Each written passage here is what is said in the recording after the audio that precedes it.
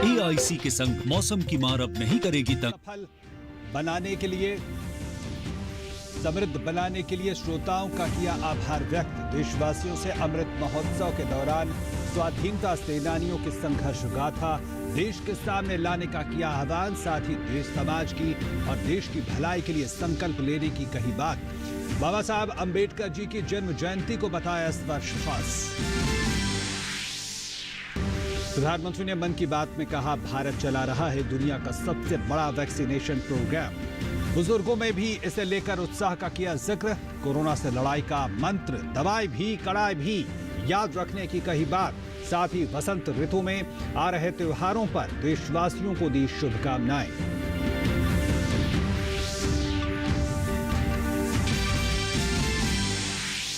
प्रधानमंत्री ने विकसित हो रहे कृषि के क्षेत्र में परंपरागत विकल्पों के साथ आधुनिकता और नवाचार के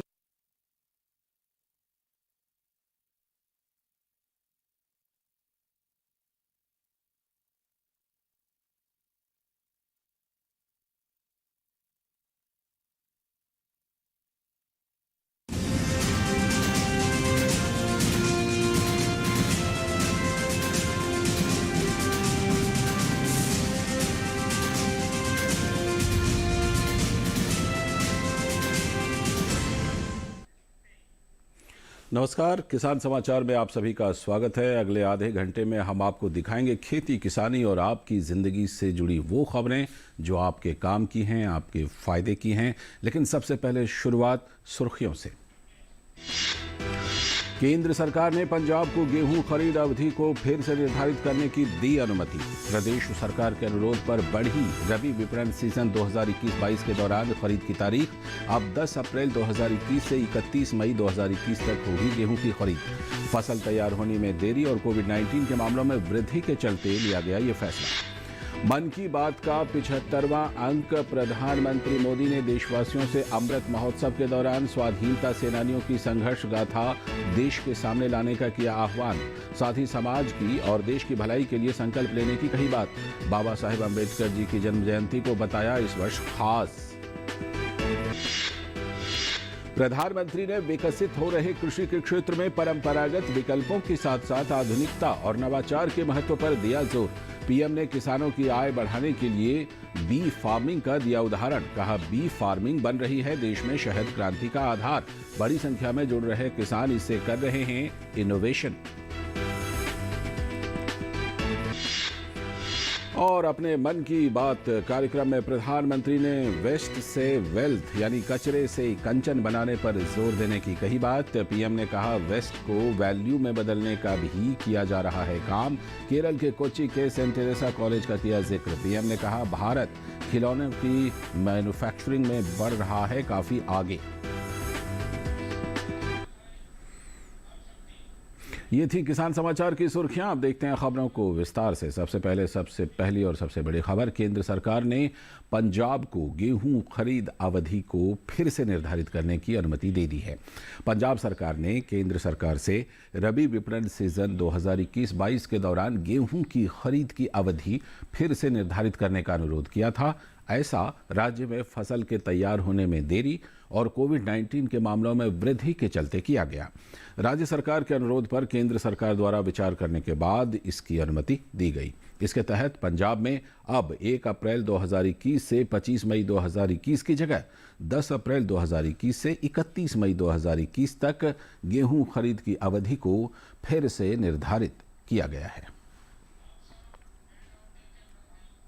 और अब बात प्रधानमंत्री के कार्यक्रम मन की बात की। प्रधानमंत्री की मन की बात का 75वां अंक प्रसारित हुआ और प्रधानमंत्री नरेंद्र मोदी ने देशवासियों से अमृत महोत्सव के दौरान स्वाधीनता सेनानियों की संघर्ष गाथा देश के सामने लाने का आह्वान किया।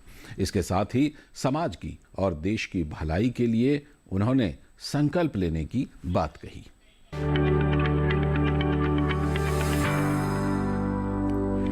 प्रधानमंत्री नरेंद्र मोदी ने अपने मन की बात कार्यक्रम में देश भर में मनाए जा रहे अमृत महोत्सव कार्यक्रम का जिक्र किया।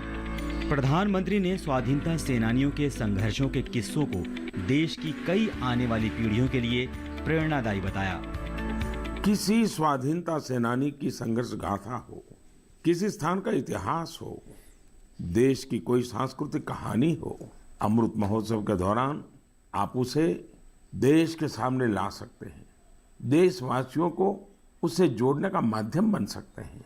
आप देखिएगा, देखते ही देखते अमृत महोत्सव ऐसे कितने ही प्रेरणादायी अमृत बिंदुओं से भर जाएगा और फिर ऐसी अमृत धारा बहेगी जो हमें भारत की आजादी के 100 वर्ष तक प्रेरणा देगी, देश को नई ऊंचाई पर ले जाएगी, कुछ न कुछ करने का जज्बा पैदा करेगी। प्रधानमंत्री ने देशवासियों को दिए गए संबोधन में गीता उपदेश के माध्यम से निष्ठापूर्वक अपने कर्तव्यों का पालन करने की बात कही।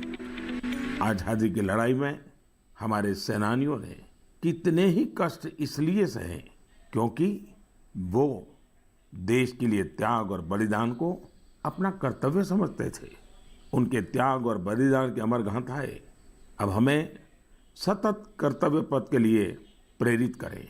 और जैसे गीता में भगवान कृष्ण ने कहा है, नियतम कुरु कर्म त्वम कर्म ज्यायो हकर्मणः, उसी भाव के साथ हम सब अपने नियत कर्तव्यों का पूरी निष्ठा से पालन करें।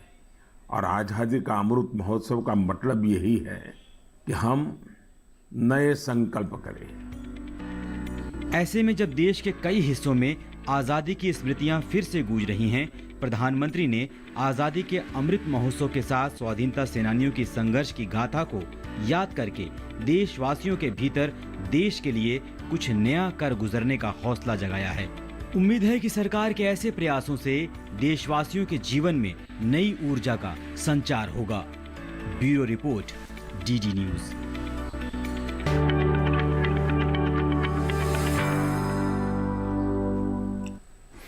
और प्रधानमंत्री ने विकसित हो रहे कृषि के क्षेत्र में परंपरागत विकल्पों के साथ साथ आधुनिकता और नवाचार के महत्व पर जोर दिया। पीएम ने किसानों की आय बढ़ाने के लिए बी फार्मिंग का उदाहरण दिया। पीएम ने कहा कि बी फार्मिंग देश में शहद क्रांति का आधार बन रही है। बड़ी संख्या में जुड़ रहे किसान इससे इनोवेशन कर रहे हैं।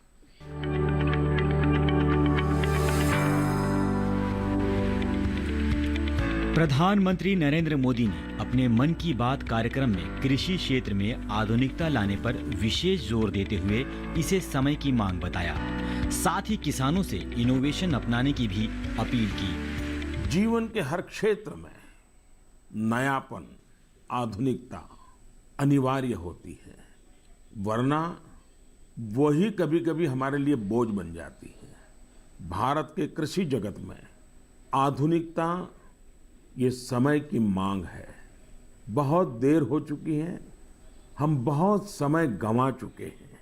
एग्रीकल्चर सेक्टर में रोजगार के नए अवसर पैदा करने के लिए, किसानों की आय बढ़ाने के लिए परंपरागत कृषि के साथ ही नए विकल्पों को, नए नए इनोवेशंस को अपनाना भी उतना ही जरूरी है। प्रधानमंत्री नरेंद्र मोदी ने कृषि क्षेत्र में श्वेत क्रांति के महत्व को बताते हुए कहा कि मधुमक्खी पालन के क्षेत्र में भी यह विकल्प बनकर उभरा है। देश में शहद क्रांति या स्वीट रिवॉल्यूशन का आधार बना रही है। बड़ी संख्या में किसान इससे जुड़ रहे हैं, इनोवेशन कर रहे हैं। जैसे कि पश्चिम बंगाल के दार्जिलिंग में एक गांव है गुरदुम। पहाड़ों की इतनी ऊंचाई, भौगोलिक दिक्कतें, लेकिन यहाँ के लोगों ने हनी बी फार्मिंग का काम शुरू किया और आज इस जगह पर बने शहद की, मधु की अच्छी मांग हो रही है। इससे किसानों की आमदनी भी बढ़ रही है। पश्चिम बंगाल के ही सुंदरबन इलाकों का प्राकृतिक ऑर्गेनिक हनी तो देश दुनिया में पसंद किया जाता है। प्रधानमंत्री ने मधुमक्खी पालन के साथ साथ बी वैक्स को भी किसानों के लिए वरदान बताया।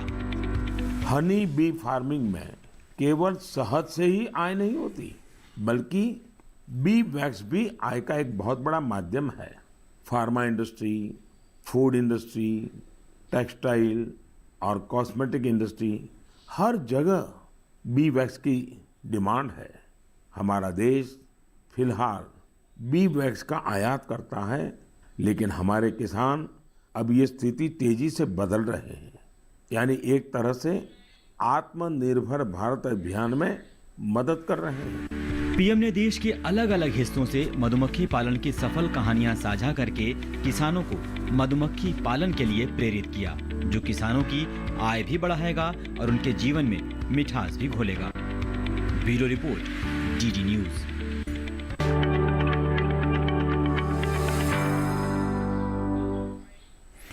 और अपने मन की बात कार्यक्रम में प्रधानमंत्री ने वेस्ट से वेल्थ यानी कि कचरे से कंचन बनाने पर भी जोर देने की बात कही। पीएम ने कहा कि वेस्ट को वैल्यू में बदलने का भी काम किया जा रहा है। केरल के कोच्चि के सेंट टेरेसा कॉलेज का प्रधानमंत्री ने जिक्र किया। उन्होंने कहा कि भारत खिलौनों के निर्माण में काफी आगे बढ़ रहा है।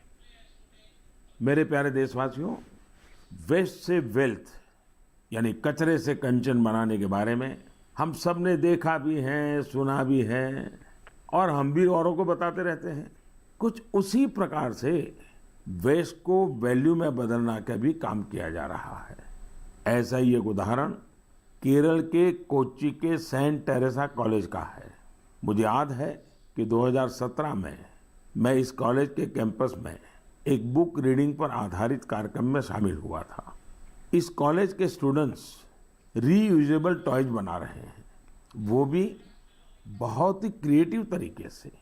ये स्टूडेंट्स पुराने कपड़ों, फेंके गए लकड़ी के टुकड़ों, बैग और बॉक्सेस का इस्तेमाल खिलौने बनाने में कर रहे हैं। कोई विद्यार्थी पजल बना रहा है तो कोई कार और ट्रेन बना रहा है। यहाँ इस बात का विशेष ध्यान दिया जाता है कि खिलौने सेफ होने के साथ साथ चाइल्ड फ्रेंडली भी हो। और इस पूरे प्रयास की एक अच्छी बात ये भी है कि ये खिलौने आंगनवाड़ी बच्चों को खेलने के लिए दिए जाते हैं। आज जब भारत खिलौनों की मैन्युफैक्चरिंग में काफ़ी आगे बढ़ रहा है, तो वेस्ट से वैल्यू के ये अभियान, ये अभिनव प्रयोग बहुत मायना रखते हैं। और अब आपकी खेती की बात। देश भर में बदलते मौसम के तहत किसानों को अपनी फसलों का विशेष ध्यान रखने की ज़रूरत है। और मौसम बदलने के साथ ही किसान अपनी खेतीबाड़ी में क्या क्या रखें सावधानी, आइए देखते हैं इस रिपोर्ट में।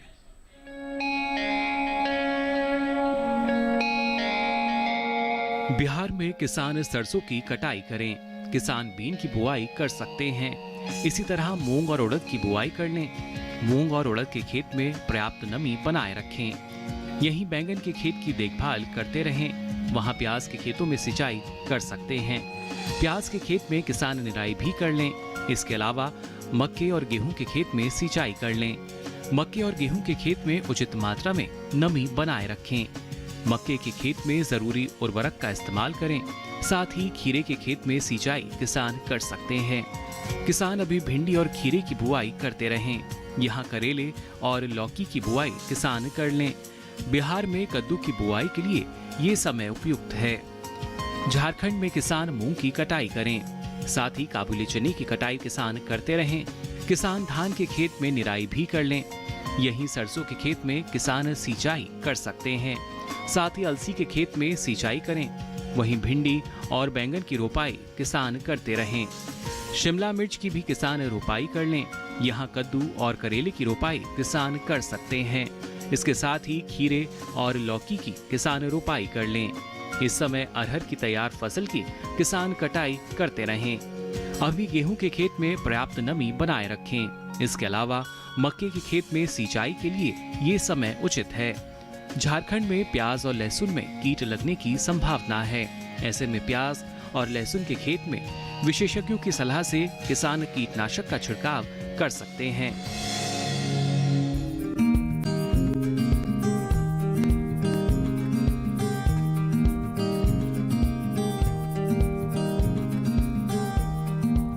बेबी कॉर्न मक्का की कोई किस्म नहीं है, बल्कि वो अवस्था है जब भुट्टे में दाने बनने वाले हो या बनने शुरू हुए हों। इसका इस्तेमाल सलाद के साथ साथ सब्जी, खीर और हलवे में भी होता है। बाजार में बेबी कॉर्न की काफी मांग है। ये अमेरिका, यूरोप और दक्षिण एशिया में काफी मशहूर है। अब भारत के शहरी इलाकों में भी इसकी लोकप्रियता तेजी से बढ़ रही है। यही वजह है कि भारत में इसकी खेती मुख्य रूप से शहरों से सटे इलाकों में होती है।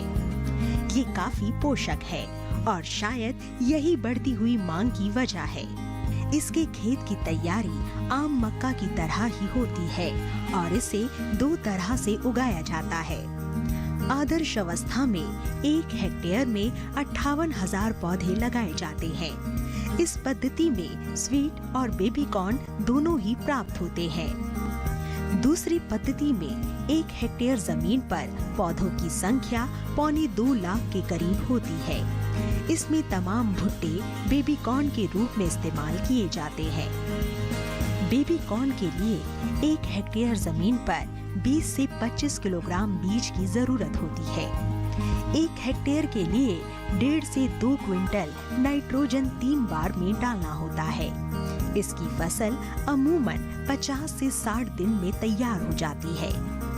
तुड़ाई पर खास ध्यान देने की जरूरत है, चूँकि भुट्टा बहुत तेजी से बढ़ता है, इसलिए इसे जितना जल्दी हो सके बाजार भेज देना चाहिए। सुबह का समय तुड़ाई के लिए उपयुक्त है।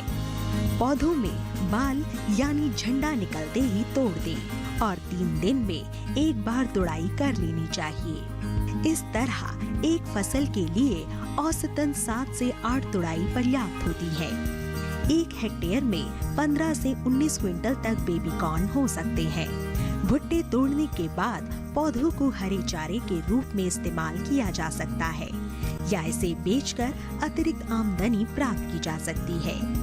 1 हेक्टेयर से किसान को 250 से 400 क्विंटल तक हरा चारा मिल सकता है।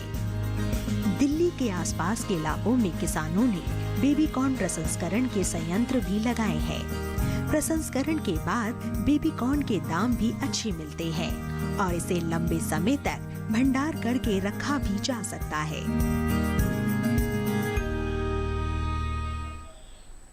तो ये मौसम और आपकी फसल को लेकर जो इस रिपोर्ट में सलाह दी गई है, आप भी अपने इलाके के हिसाब से इस सलाह का इस्तेमाल कर सकते हैं। और अब अगली खबर, हिमाचल प्रदेश के ऊपरी क्षेत्र जहां सेब के उत्पादन के लिए विशेष पहचान रखते हैं, वहीं मैदानी इलाके विभिन्न फसलों की पैदावार के लिए जाने जाते हैं। हमीरपुर जिला के कोटला गांव के पुरुषोत्तम शर्मा ने विभिन्न फसलों के अलावा अब बाहरी राज्य के फल चीकू की खेती कर एक नई मिसाल पेश की है। आइए देखते हैं ये रिपोर्ट। हिमाचल प्रदेश सेब, आड़ू, नाशपाती और अन्य नकदी फसलों के लिए देश भर में अहम स्थान रखता है। कुछ ऐसे फल भी हैं जिनकी पैदावार हिमाचल में करना किसी चुनौती से कम नहीं है। इसी चुनौती को स्वीकार करते हुए हमीरपुर जिला के कोटला निवासी पुरुषोत्तम शर्मा ने चीकू की सफल खेती कर एक मिसाल पेश की है। पुरुषोत्तम 15 साल पहले पंजाब के आदमपुर से चीकू के पौधे लाए, जिसमें से केवल एक पौधा कामयाब हुआ और आज वो पौधा चीकू की भरपूर फसल दे रहा है। मेरे को शौक था बागवानी का। मैं बाहर अंदर जहाँ भी जाता था, ट्राला था मेरे पास, तो दुकानदारी के काम से जब भी कहीं जाता था, कोई मेरे मतलब का पौधा मिलता था, मैं ले आता था। और जो कोई कलम करने वाले पौधे हैं कुछ, वो कलम भी मैं खुद करता हूँ। तो ये पौधा चीकू वाला पौधा जो है वो मैं लेके आया था आदमपुर पंजाब से। तो अब तो ये पौधा हो गया 15 साल का। और जब मैं इसमें 4-5 साल का हुआ था जब इसको फल लगना शुरू हो गया था।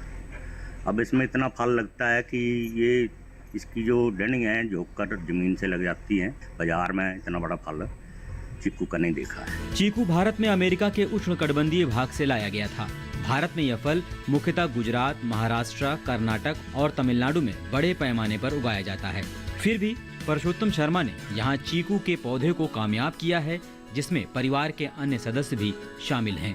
चीकू का फल देखो जी बहुत बड़ा होता है और हमीरपुर ज़िले में ऐसा फल मैंने कहीं नहीं देखा है।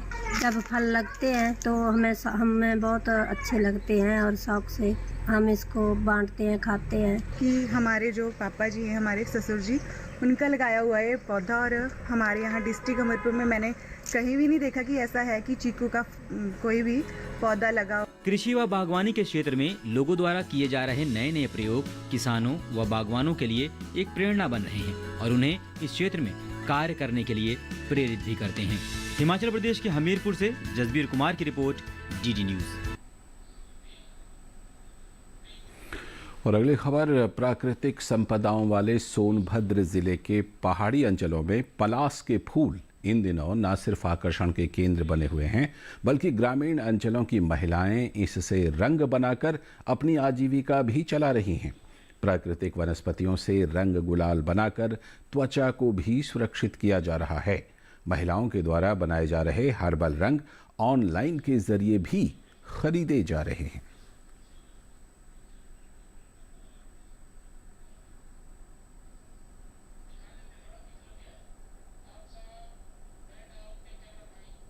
तो होली के त्यौहार का मौका है और आप भी इन प्राकृतिक रंगों का ज़रूर इस्तेमाल कीजिए। और प्रधानमंत्री ने मन की बात में त्योहारों का भी जिक्र किया और देशवासियों को होली सहित आने वाले सभी त्योहारों के लिए शुभकामनाएं दी। जिस समय हम रंगों के साथ होली मना रहे होते हैं, उसी समय बसंत भी हमारे चारों ओर नए रंग बिखेर रहा होता है। इसी समय फूलों का खिलना शुरू होता है और प्रकृति जीवंत हो उठती है। देश के अलग अलग क्षेत्रों में जल्द ही नया साल भी मनाया जाएगा, चाहे उगादी हो या पुथंडू, गुड़ी पड़वा हो या बिहू, नवरे हो या पोइला, या फिर बोईशाख हो या बैसाखी। पूरा देश उमंग, उत्साह और नई उम्मीदों के रंग में सराबोर दिखेगा। इसी समय केरल भी खूबसूरत त्योहार विशु मनाता है। इसके बाद जल्द ही चैत्र नवरात्रि का पावन अवसर भी आ जाएगा। चैत्र महीने के 9वें दिन हमारे यहाँ रामनवमी का पर्व होता है। इसे भगवान राम के जन्मोत्सव के साथ ही न्याय और पराक्रम के एक नए युग की शुरुआत के रूप में भी माना जाता है। इस दौरान चारों ओर धूमधाम के साथ ही भक्ति भाव से भरा माहौल होता है, जो लोगों को और करीब लाता है, उन्हें परिवार और समाज से जोड़ता है, आपसी संबंधों को मजबूत करता है। इन त्योहारों के अवसर पर मैं सभी देशवासियों को शुभकामनाएं देता हूं। तो प्रधानमंत्री ने त्योहारों की शुभकामनाएं दी और हमारी भी पूरी टीम आप सभी को सभी त्योहारों की शुभकामनाएं देती है और ये भी कि त्योहार ज़रूर मनाइए, लेकिन इन त्योहारों को पूरी बिल्कुल सुरक्षा के साथ और पूरी सावधानी के साथ मनाइए और हमेशा जो कोविड-19 से जुड़ी हुई यानी कोरोना से जुड़ी हुई गाइडलाइन है उसको भी ज़रूर पालन कीजिए। और चलते चलते एक बार फिर से नज़र डाल लेते हैं सुर्खियों पर। केंद्र सरकार ने पंजाब को गेहूं खरीद अवधि को फिर से निर्धारित करने की दी अनुमति। प्रदेश सरकार के अनुरोध पर बढ़ी रबी विपणन सीजन 2021-22 के दौरान खरीद की तारीख। अब 10 अप्रैल 2021 से 31 मई 2021 तक होगी गेहूं की खरीद। फसल तैयार होने में देरी और कोविड-19 के मामलों में वृद्धि के चलते लिया गया ये फैसला। मन की बात का 75वां अंक। प्रधानमंत्री नरेंद्र मोदी ने देशवासियों से अमृत महोत्सव के दौरान स्वाधीनता सेनानियों की संघर्ष गाथा देश के सामने लाने का किया आह्वान। साथ ही समाज की और देश की भलाई के लिए संकल्प लेने की कही बात। बाबा साहेब अम्बेडकर जी की जन्म जयंती को बताया इस वर्ष खास। प्रधानमंत्री ने विकसित हो रहे कृषि के क्षेत्र में परंपरागत विकल्पों के साथ साथ आधुनिकता और नवाचार के महत्व पर दिया जोर। पीएम ने किसानों की आय बढ़ाने के लिए बी फार्मिंग का दिया उदाहरण। कहा, बी फार्मिंग बन रही है देश में शहद क्रांति का आधार। बड़ी संख्या में जुड़ रहे किसान इससे कर रहे हैं इनोवेशन। और अपने मन की बात कार्यक्रम में प्रधानमंत्री ने वेस्ट से वेल्थ यानी कचरे से कंचन बनाने पर जोर देने की कही बात। पीएम ने कहा, वेस्ट को वैल्यू में बदलने का भी किया जा रहा है काम। केरल के कोच्चि के सेंट तेरेसा कॉलेज का किया जिक्र। पीएम ने कहा, भारत खिलौनों के निर्माण में बढ़ रहा है काफी आगे। तो इसी के साथ किसान समाचार के इस बुलेटिन में इतना ही, लेकिन कल फिर हाजिर होंगे आपके साथ किसान समाचार लेकर। हमारी पूरी टीम को दीजिए इजाज़त। नमस्कार।